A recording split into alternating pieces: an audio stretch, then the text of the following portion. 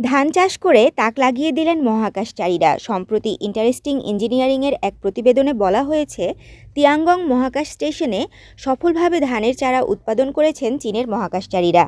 এর মাধ্যমে মহাকাশ গবেষণায় আরও একটি উল্লেখযোগ্য অগ্রগতি অর্জিত হলো। মহাকাশে ধান চাষের পরীক্ষা আগে চালানো হলেও এবারই প্রথম তিয়াঙ্গং মহাকাশ স্টেশনে উদ্ভিদের সম্পূর্ণ জীবনচক্র সম্পন্ন করার চেষ্টা করা হয়েছে এবং এতে সফলতাও মিলেছে।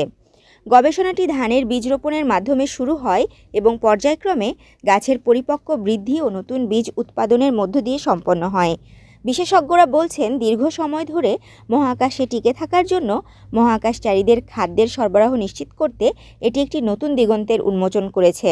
এর আগে ধান চাষের কিছু পরীক্ষা মহাকাশে পরিচালিত হলেও এই প্রথমবার তিয়াঙ্গং মহাকাশ স্টেশনে উদ্ভিদের সমগ্র জীবনচক্র সম্পন্ন করার প্রচেষ্টা করা হয়েছে এবং এতে সফলতাও এসেছে।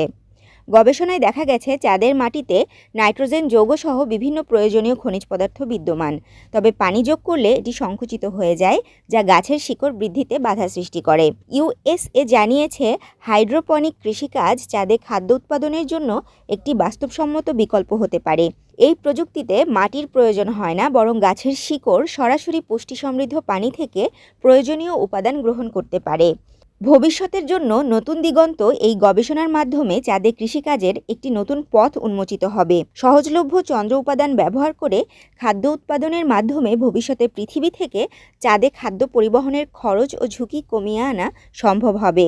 সলসিস মাইনিং টিম প্রকল্পের সম্ভাবনা নিয়ে আশাবাদী এবং ইতোমধ্যে সিমুলেটেড লুনার হাইল্যান্ড রেগলিথ ব্যবহার করে শিম চাষের পরীক্ষামূলক উদ্যোগ নিয়েছে। এই সাফল্য ভবিষ্যতে চাঁদে মানুষের দীর্ঘমেয়াদী বসবাসের সম্ভাবনাকে আরও এক ধাপ এগিয়ে নিয়ে যাবে। তাশরিফা তৃষা, তরঙ্গ টিভি।